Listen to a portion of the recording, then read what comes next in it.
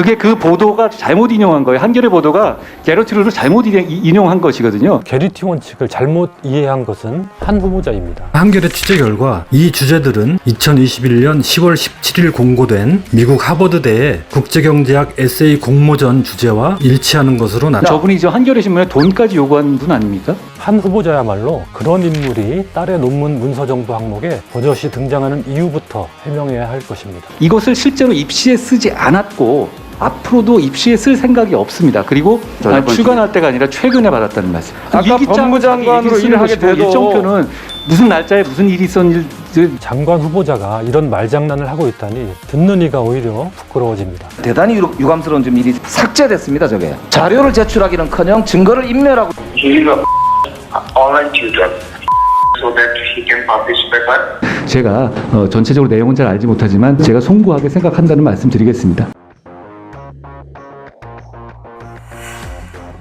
유우성 대북 송금 사건 아시죠? 그런 사건이 있었던 것 정도로 예. 알고 있습니다. 아니 서면 답변에다 대법원의 판결을 존중한다고 해놓고 그런 사건이 있었다고 들었다고 그러면 어떻게 해요 지금 법무장관 하실 분이. 이 모든 가치에 비춰볼 때 한 후보자는 법무부 장관의 자격을 갖추지 못했다고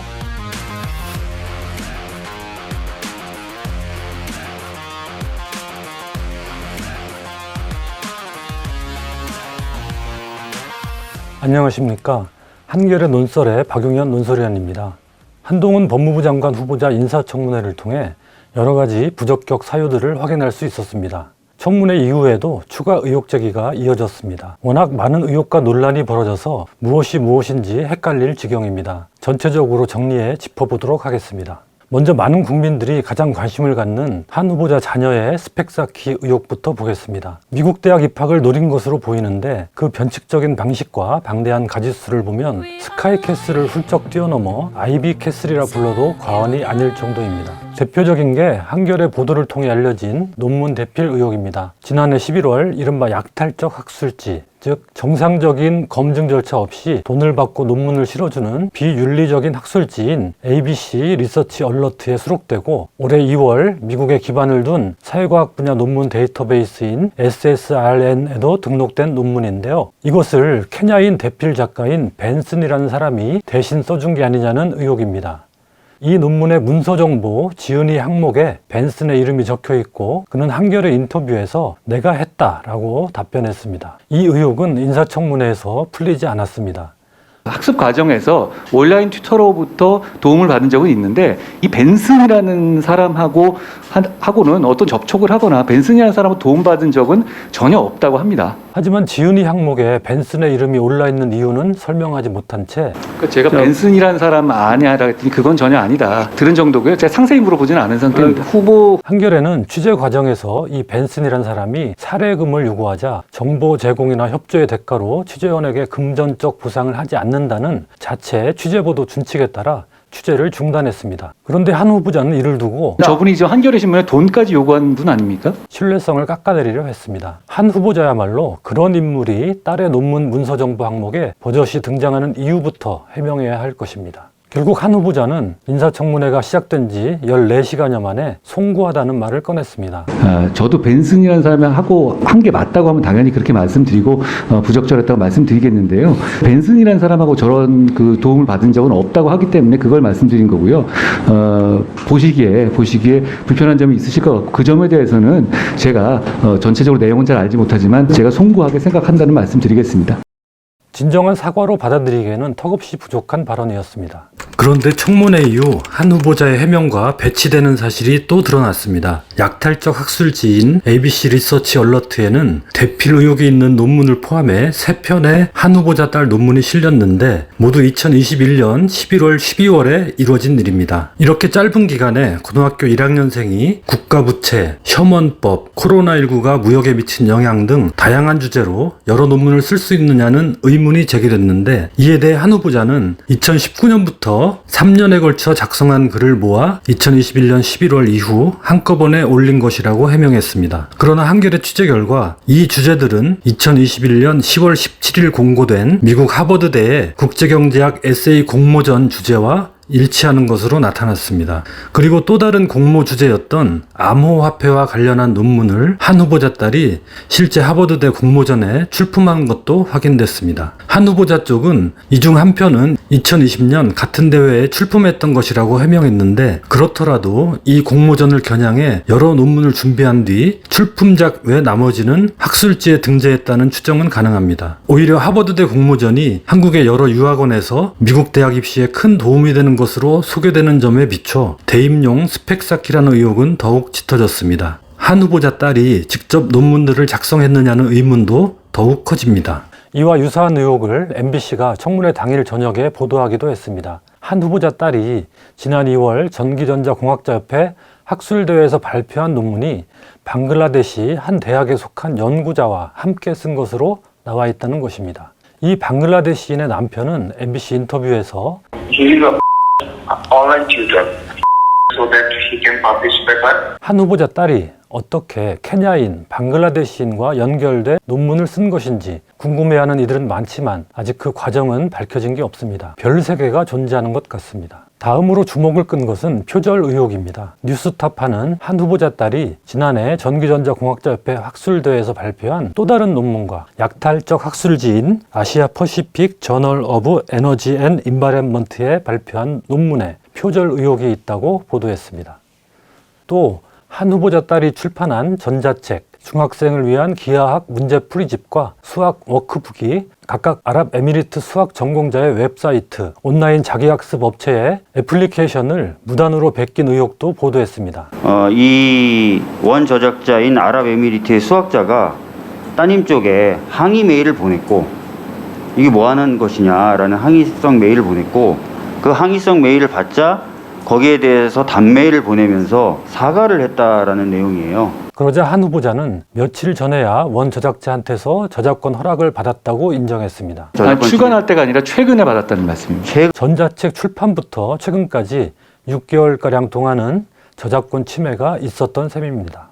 제 딸이 그거 올릴 때는 이게 비영리 목적이라는 점을 명시한 상태에서 올린 것이었고요. 그렇기 때문에 그거 저작권 위반이다라고 단정해서 일률적으로 말씀하시는 것은 거기서는 동의하기는 어렵습니다. 후보자님, 한 후보자의 말도 이해하기 어렵습니다. 뒤늦게 사과하고 저작권 허락을 받은 행위와도 모순됩니다. 다음은 노트북 50대 기부 의혹입니다. 지난해 11월 미국의 유사 언론에 한 후보자 딸의 인터뷰 기사가 올랐는데, 한 후보자 딸은 자신이 복지시설 온라인 수업에 필요한 노트북 후원을 요청하는 이메일을 기업들에 보내 한 기업으로부터 중고 노트북 50여 대를 기증받았다고 밝혔습니다. 그런데 한겨레 취재 결과 한 후보자 배우자의 지인이 이 기업의 법무 담당 임원인 것으로 드러났습니다. 가족 찬스를 사용한 스펙 쌓기용 기부와 인터뷰가 아니냐는 의문이 제기되는데, 한 후보자는 순수한 봉사활동이라는 입장입니다. 하지만 한 후보자는 인사청문회에서 이 기부활동을 딸이 주도했는지에 대해선 모호한 답변을 내놨습니다. 어머니하고 관계없이 딸이 연락을 해서 자 기부해달라 이렇게 얘기해서 3M에서 오케이 한 겁니까? 그 얘기를 어떤 식으로든가 전달했던 것으로 알고 있습니다. 아니 그러니까 딸이 뭐 중간에 했던 어머니가 개입을 안 했냐는 거죠. 저는 아닌 걸로 알고 이 문제의 핵심은 노트북 기부를 한 후보자 딸이 스스로 해낸 것인지 어머니의 인맥을 활용한 것인지 여부입니다. 그런데 한 후보자는 본질은 회사 명의로 기부했는지 딸 명의로 기부했는지라며 논점을 흐리고 있습니다. 이 의혹을 처음 보도한 한겨레 기사 부제목에 딸 명의라는 표현이 들어가 있다는 이유로 허위 기사라며 기자들을 고소하기도 했습니다. 이후 오마이뉴스가 보도한 노트북 기증식 기념사진을 보면 기증 팻말에 후원처로 해당 기업의 이름이 적혀 있고, 그 바로 아래 한 후보자 딸이 대표로 있는 단체 이름이 적혀 있습니다. 다시 문제의 핵심으로 돌아가 보면 노트북 기증 과정과 목적에 관한 의혹은 여전히 해소되지 않은 상태입니다. 오늘 오전에 저는 대단히 유감스러운 좀 일이 생겼는데 올려주세요. 장녀께서 출품 논문을 내서 상을 받았다라고 이제 해서 그 재단에서 저 보시다시피 오늘 오전에 검색했던 거예요. 삭제됐습니다, 저게. 제가 자료를 제출하라고 후보자한테 요청을 했는데 자료를 제출하기는커녕 증거를 인멸하고 있다는 상황을 지금 보여주고 있습니다, 이게 지금. 또 청문회 다음 날에는 한 후보자 딸과 사촌이 2019년 미국 애플리케이션 제작 대회인 테크노베이션의 출품에 준결승에 진출한 작품이 전문 개발자에게 돈을 주고 만든 것이라는 또 다른 의혹이 MBC에 보도됐습니다. 이 대회 규정에는 코드 작성을 포함해 학생이 제출하는 어떤 부분도 외부인이 제작할 수 없다고 되어 있다고 합니다. 큰 몸으로 해서 의뢰받았던 거예요. 금액은 200짜리였고 학생 방학 때 숙제라고 해서 앱을 만들어야 된다 그래서 한 후보자는 MBC에 자신의 딸은 아이디어, 홍보 동영상 제작에 참여했고 앱 제작에는 관여하지 않았다고 말했습니다. 이 역시 논문 대필과 같은 맥락에서 규명이 필요한 사안입니다. 제기된 의혹을 일별만 한 것인데도 이렇게 길어졌습니다. 이들 의혹은 이번 인사청문회를 통해 전혀 해소되지 않았습니다. 표절 의혹의 경우 더욱 짙어졌습니다. 이런 의혹이 사실이면 교육 학문 윤리적으로 매우 심각한 비위 행위입니다. 미성년 자녀라면 부모의 책임을 피할 수 없습니다. 6개 교수 연구자 단체는 8일 공동 성명을 내어 약탈적 학술지에 돈을 내고 기고를 하는 행위는 학문 생태계를 교란하는 행위라고 지적하면서 딸의 표절과 논문 게재 등의 의혹과 그에 대한 해명에 비춰볼 때 한동훈 후보자는 나라의 헌법과 법률을 지키는 법무부 장관 후보자로서 완전히 부적격이라고 밝혔습니다. 이것을 실제로 입시에 쓰지 않았고 앞으로도 입시에 쓸 생각이 없습니다. 그리고 본인이 한 학습의 과정이라든가 이런 거를 아카이브 형식으로 좀 보존한 거다. 입시에 사용할 계획이 없고 학습 아카이브를 쌓은 것이라는 해명을 고지고대로 받아들일 사람은 거의 없을 것입니다. 변칙적 스펙 쌓기는 입시의 공정성을 해치는 반사회적 행위입니다. 다른 시각에서 보면 부모의 인사검증에 자녀가 소환돼 학습, 입시 과정이 세세히 들춰지고 여론의 주목을 받게 되는 건 안타까운 일입니다. 부모의 심정도 이해됩니다. 그러나 자녀의 입시 준비와 관련해 부모 찬스나 허위 과장 등 불공정한 행위가 있었는지 여부는 이미 고위공직자 검증의 한 기준이 됐습니다.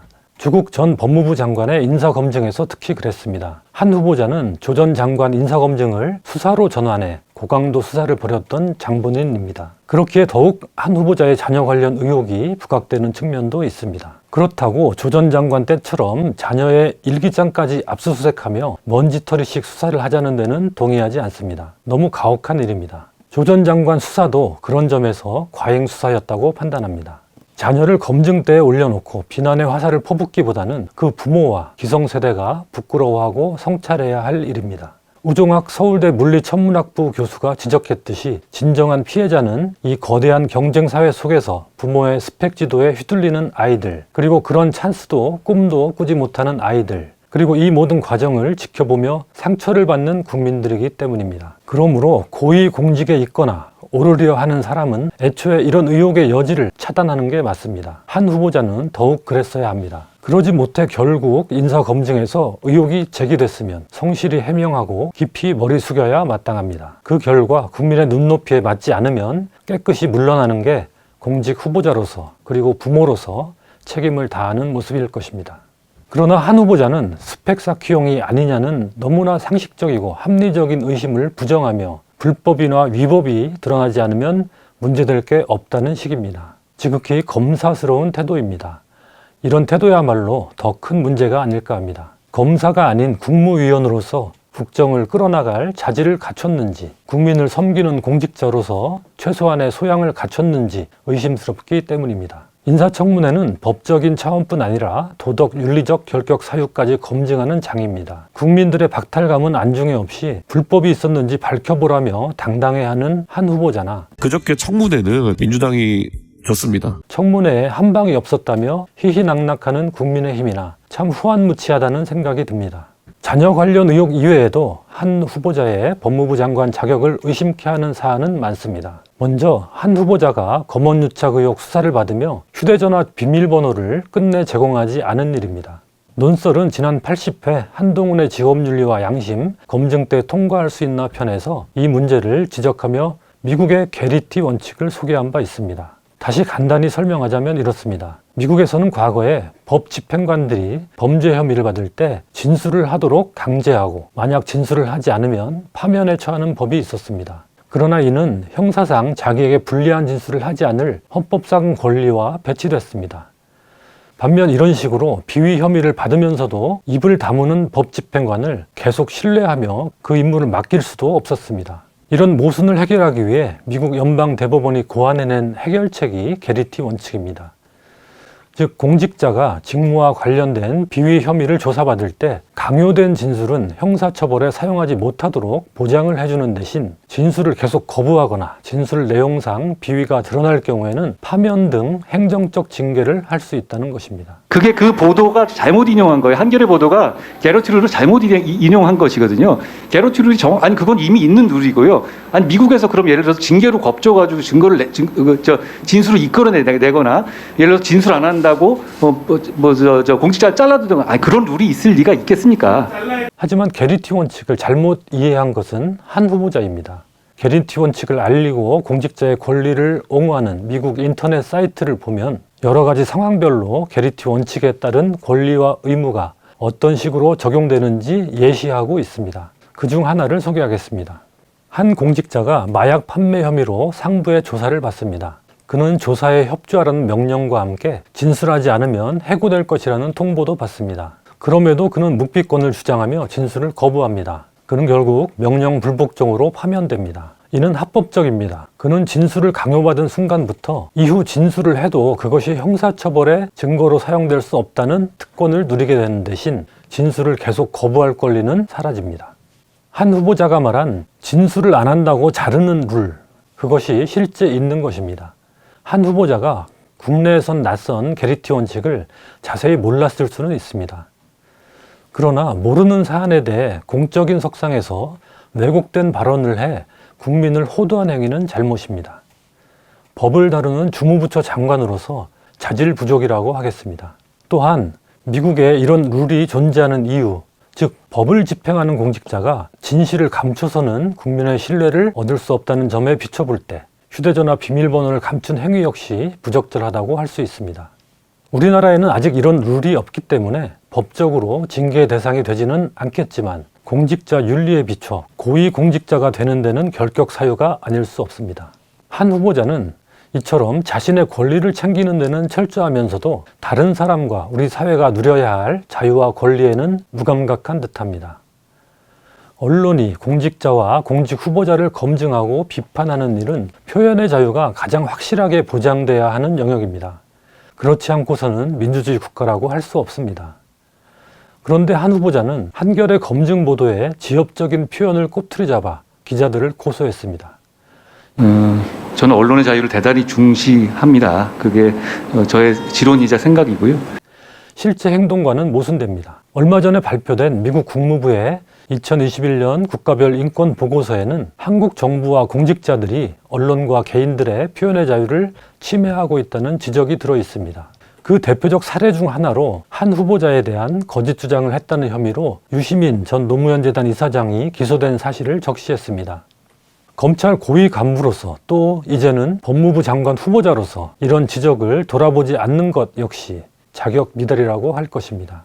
게다가 한 후보자는 법원의 판결을 무시하는 태도도 보였습니다. 한 후보자가 검언유착 의혹으로 감찰과 수사를 받을 당시 검찰총장이던 윤석열 대통령이 측근을 보호하기 위해 부당 개입했다가 징계를 받았고 이에 대해 법원은 징계가 정당하다고 판결한 바 있습니다.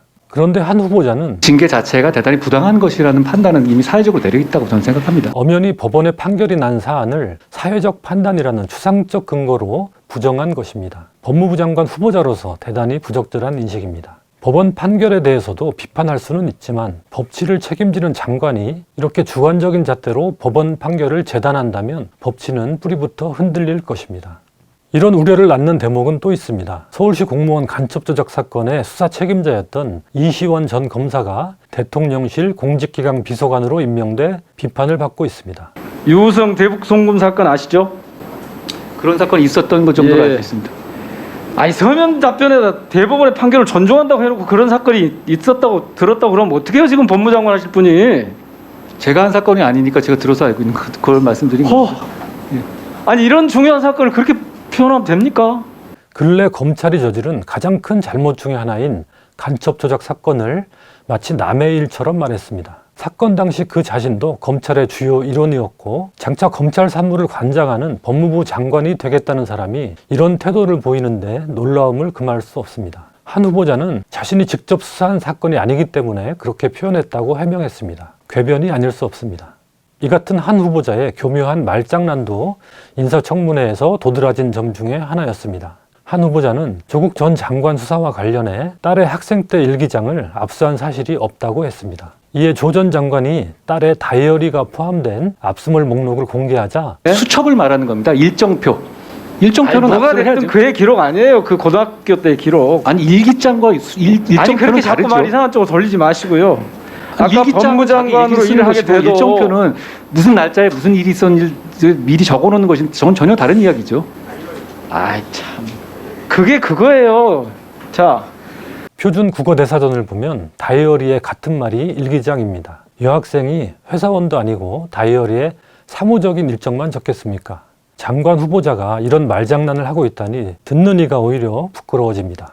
지금까지 인사청문회에서 논란이 됐던 사안들을 위주로 짚어봤는데요. 법무부 장관으로서 적격 여부를 따질 때 이보다 더 본질적이고 중차대한 대목이 있습니다. 한 후보자 지명 때부터 줄곧 제기됐던 검찰 장악, 검찰 공화국에 대한 우려입니다. 윤석열 대통령은 최근 검찰 천하라고 부를 만한 대통령실 인사를 냈습니다. 인사기획관에 복두규 전 대검찰청 사무국장, 인사비서관에 이원모 전 검사, 공직기강 비서관에 이시원 전 수원지검 부장검사, 법률비서관에 주진우 전 서울동부지검 부장검사, 총무비서관에 윤재순 전 대검 운영지원과장, 부속실장에 강의구 전 검찰총장 비서관. 마치 검찰청을 옮겨다 놓은 듯합니다. 권력의 핵심 길목을 검찰 출신들로 채운 이번 인사에서 검찰 공화국의 짙은 그림자를 보게 됩니다. 특히 서울시 공무원 간첩 조작 사건으로 징계를 받았던 이시원 전 부장검사를 공직기강을 다루는 비서관에 발탁한 것을 보면 검찰은 치외법권을 누리는 집단이라는 선언처럼 느껴집니다.